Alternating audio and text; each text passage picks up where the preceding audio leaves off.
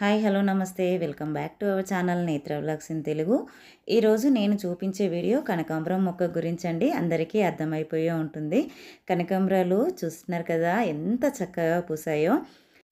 కనకాంబరాలు మొక్క నిండా పూయడానికి ఎటువంటి కేర్ తీసుకోవాలి, అలాగే ఎలాంటి పోషకాలు ఇవ్వాలి, కనకాంబరం మొక్కకి వర్షాకాలంలో తెగుళ్ళు రాకుండా ఎలాంటి జాగ్రత్తలు తీసుకోవాలి, ఫంగస్ రాకుండా ఎలా కాపాడుకోవాలి, అలాగే పెస్ట్ కంట్రోల్ కోసం మనము ఏం చేయాలి, పూర్తిగా ఈ వీడియోలో అయితే చూపిస్తానండి. అలాగే ఈ కనకాంబరాలన్నీ కూడా హార్వెస్ట్ చేసుకుంటూ నేను ఏం టిప్స్ పాటించానో మీకు షేర్ చేస్తాను.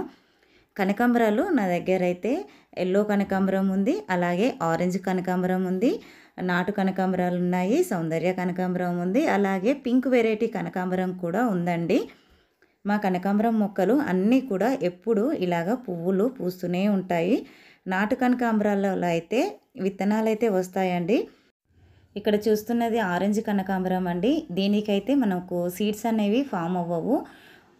మనము పూలు హార్వెస్ట్ చేసుకున్న వెంటనే ఆ సీడ్ పాట్స్ అనేవి ఉంటాయి కదండి, అవి ఎప్పటికప్పుడు కట్ చేసుకోవాలి. ఎందుకంటే వీటికైతే సీడ్స్ అనేది ఫామ్ అవ్వవు. వీటిని స్టెమ్తోనే మనము ప్రాపగేట్ చేసుకోవాలి. అలాగే మనకి సౌందర్య కనకాంబరము, ఎల్లో కనకాంబరము, ఈ ఆరెంజ్ కనకాంబరంలో అయితే సీడ్స్ ఫామ్ అవ్వండి, కొమ్మలతోనే పెంచుకోవాలి.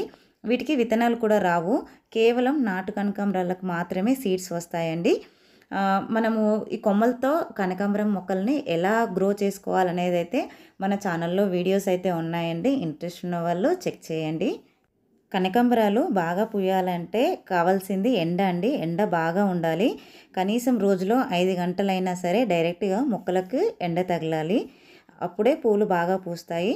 కనకాంబరం మొక్కకి వాటర్ అనేది సాయిల్ ఎప్పుడూ కూడా తేమ ఉండేటట్టు చూసుకోవాలి, కానీ ఓవర్గా వాటర్ అనేది అయితే ఇవ్వకూడదండి. సాయిల్ చెక్ చేసుకొని పైన సాయిల్ కొద్దిగా డ్రై అయ్యాక మనం వాటర్ అనేది ఇస్తూ ఉండాలండి.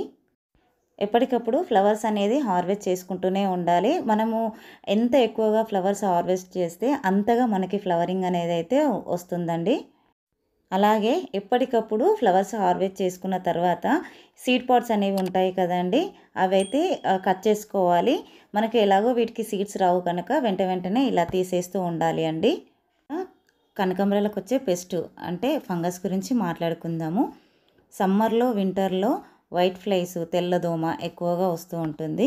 అలాగే పిండి నల్లి, మెల్లి బగ్స్ అయితే వేసవికాలం ఇంకా వర్షాకాలంలో ఎక్కువగా వస్తూ ఉంటాయండి.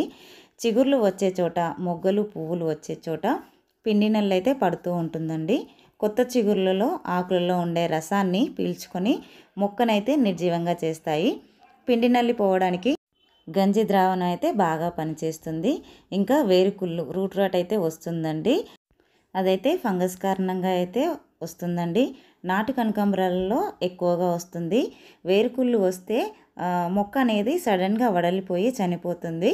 అలా వేరుకుళ్ళు రావడానికి మెయిన్ రీజన్ ఓవర్ వాటర్ ఇవ్వడం, లేదా వర్షాలు బాగా ఎక్కువగా పడినప్పుడు కంటిన్యూగా తడిగా ఉంటే రూట్ రాట్ అయితే వస్తుందండి. దీనికోసము మంచి ఫంగిసైడ్ యూజ్ చేయాలి. నేనైతే సాఫ్ ఫంగిసైడ్ వాడతాను. 2 గ్రాముల సాఫ్ ఫంగిసైడ్ని 1 లీటర్ వాటర్లో వేసుకొని మొక్క మొదట్లో పోయాల్సి అయితే ఉంటుందండి. నా దగ్గర ఎన్ని రకాల కనకాంబరాలు ఉన్నాయో ఈ వీడియోలో చూపిస్తున్నానండి. ఇది వచ్చేసి పింక్ కనకాంబరం అండి, దీనికి కూడా సీడ్స్ అయితే వస్తాయి.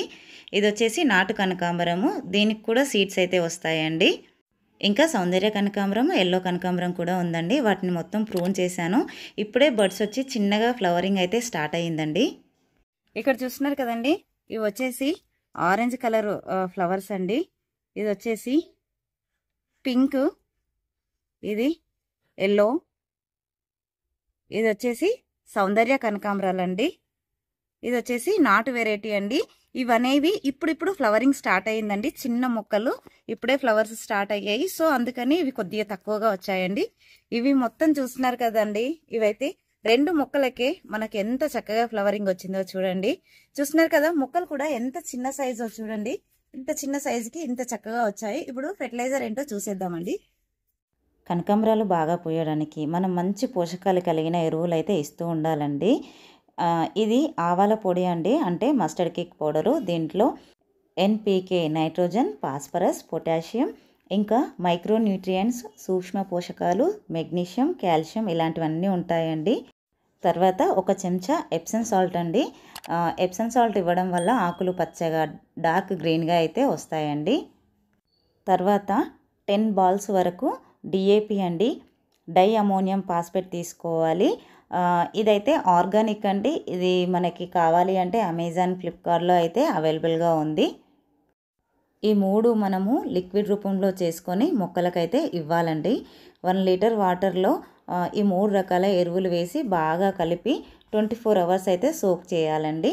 నేనైతే ఆల్రెడీ సోక్ చేసి పెట్టుకున్నాను. చూస్తున్నారు కదండి, పైన మంచిగా బబుల్స్ లాగా వచ్చింది కదండి. ఇలా వచ్చింది అంటే ఫెర్టిలైజర్ అనేది మనకు బాగా రెడీ అయింది. ఇప్పుడు మన మొక్కలకు వాడుకోవడానికి రెడీగా ఉందని అర్థం అండి. ఇప్పుడు ఈ రెడీ అయిన ఫెర్టిలైజర్ని అయితే 1:2 రేషియోలో కలిపి మన మొక్క మొదట్లో అయితే ఇచ్చుకోవాలి. అంటే 1 లీటరు ఫెర్టిలైజర్కి 2 లీటర్ల వాటర్ కలిపి మనము మొక్క మొదట్లో ఇచ్చుకోవడమేనండి. ఇలాగా కనకాంబరం మొక్కలకి 15 రోజులకు ఒకసారి ఇస్తూ ఉంటే పువ్వులు అనేది ఇంత చక్కగా అయితే పూస్తాయండి. ఐ హోప్ ఈ వీడియో మీకు నచ్చిందని అనుకుంటున్నాను. వీడియో నచ్చినట్లయితే ఒక లైక్ చేయండి, షేర్ చేయండి, ఛానల్ని సబ్స్క్రైబ్ చేసుకొని పక్కనే ఉన్న బెల్ ఐకాన్ని యాక్టివేట్ చేసి పెట్టుకుంటే నేను వీడియో పెట్టిన వెంటనే నోటిఫికేషన్ అయితే వస్తుందండి. సో దట్ మీరు మిస్ అవ్వకుండా అయితే చూడొచ్చు. అందరికీ హ్యాపీగా